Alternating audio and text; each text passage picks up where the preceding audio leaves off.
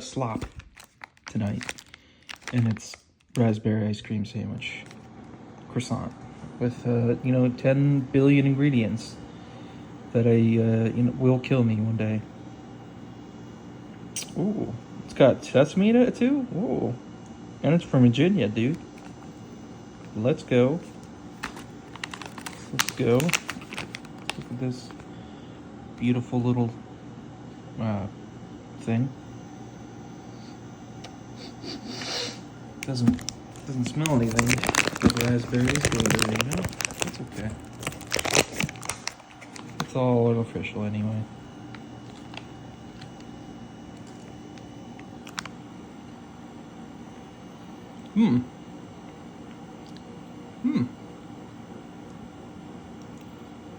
It tastes like a raspberry ice cream, like that. Tastes like a raspberry jam ice cream. Not that I've ever had that, but that's what I imagine it tastes like. I mean, it's decent, I guess.